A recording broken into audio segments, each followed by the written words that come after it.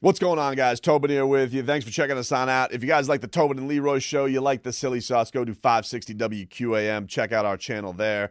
That is where we are breaking all things down. Dolphins, Canes, Heat.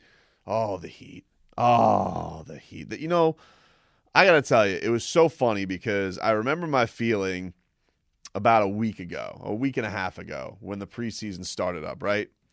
And I was like, I was doing the pregame. I was filling in on pregame. And I was just like, it just doesn't feel like basketball season. It doesn't quite feel like it's time for hoops. And I remember the feeling I had when I walked in the building, and it was just like, oh, it's back. My love, my beloved Heat, they are back. And it is great to have my friend back and to feel the warmth of basketball again.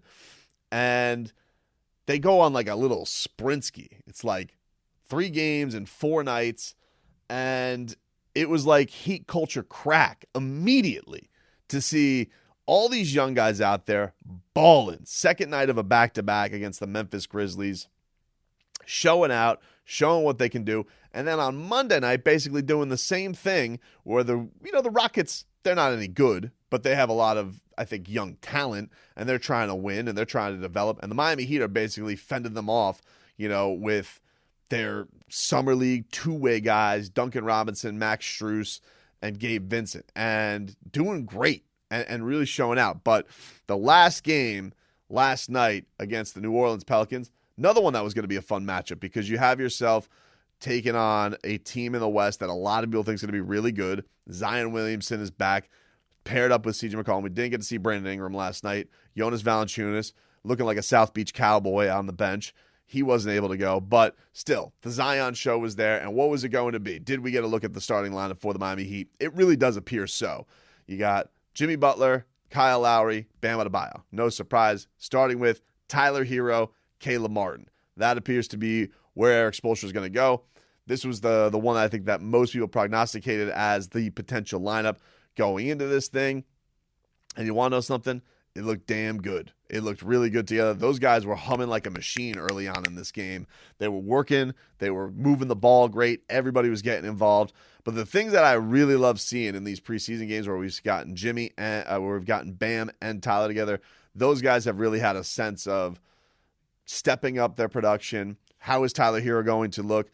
And Tyler Hero looked absolutely fantastic yesterday with the coming out of the gate, blazing shooting. It was said yesterday in the postgame about, can Tyler Hero be the shooter that this starting lineup needs? And I thought it was kind of crazy. Like, Tyler Hero is an amazing shooter, and he looked like he fit in like a glove with those guys. All the idea of, can he be a guy off ball?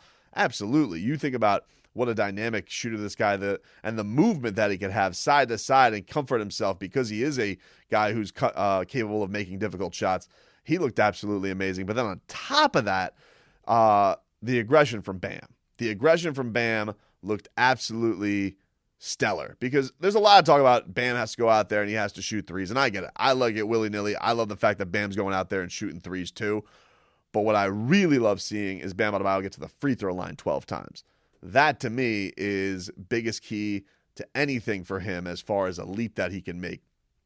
That he has determination to get to the basket, to get mismatches, to get fouled, to get to the free throw line, because he can only look right over to number 22 and see what a viable weapon that is for the best player on the Miami Heat in Jimmy Butler. And that is something, honestly, that translates better to the postseason. If you look at Jimmy Butler and you see his regular season numbers and his postseason numbers, he's the rare guy where the threes uptick, but the free throws stay the same. And so to see Bam, yeah, it's going to be cool if he shoots a couple threes, and I'm going to get goosies galore. I'm not going to lie, dude. I may make some whale sounds. I could be inappropriate with it.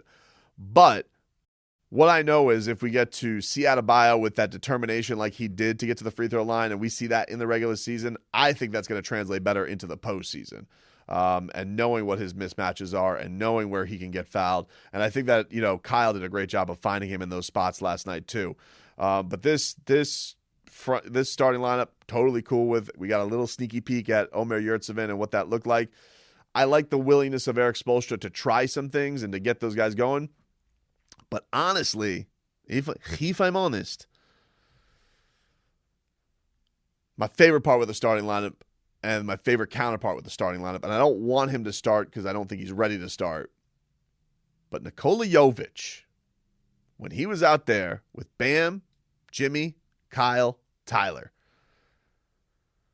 I'm not gonna lie, dude, I got goosies galore. Like he goes out there, and first of all, they throw him out there in the second unit because they were doing like first unit, second unit type stuff yesterday, and then they getting in Jović. Jović was kind of like the one young guy they were mixing into it. No Jamal Cain last night, no Drew Smith until like the end of it, but they were putting Jović in there, and they were putting him in some key spots, and I think that says a lot because they did a couple of things. One, they put Jović out there, and they tried to have him defend Zion.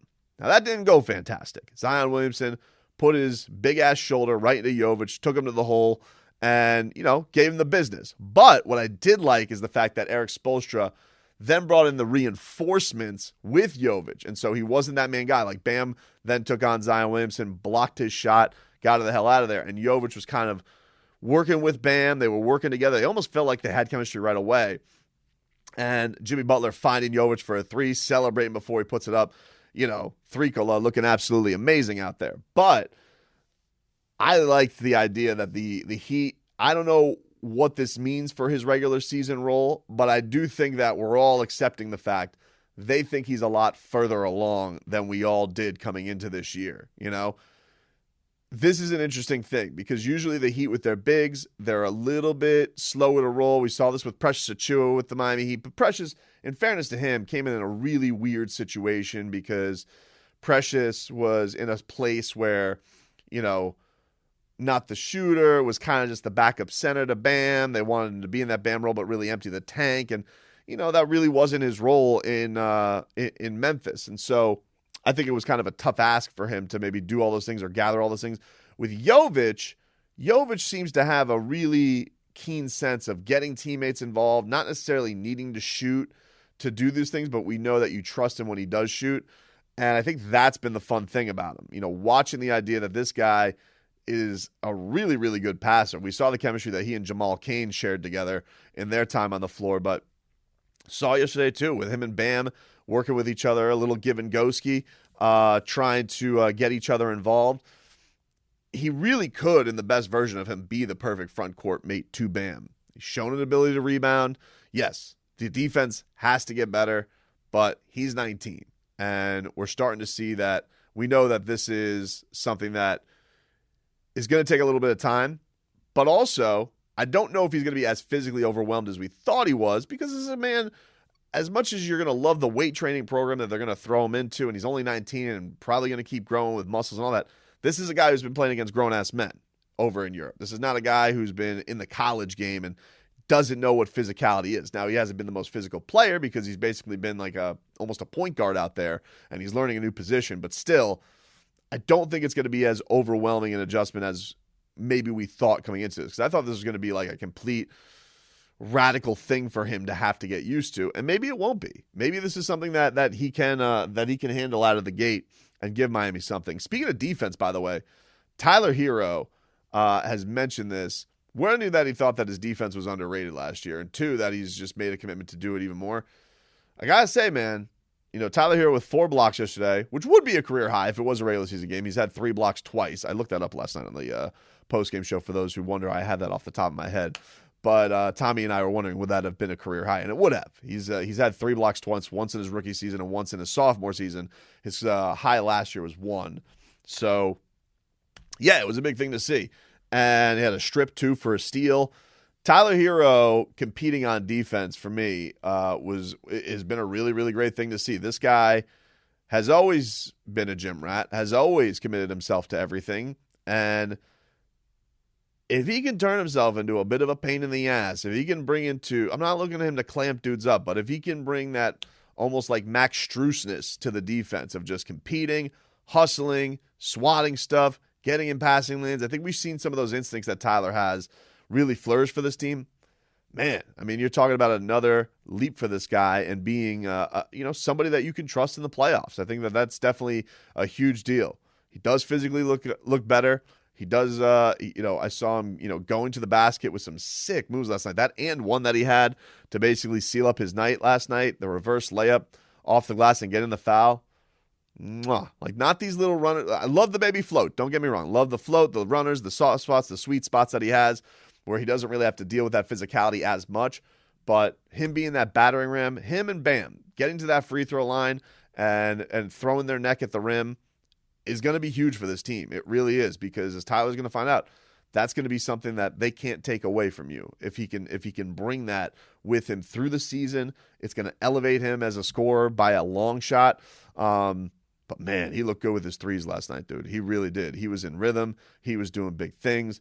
Really fun preseason. I had a fun watching the starting lineup last night.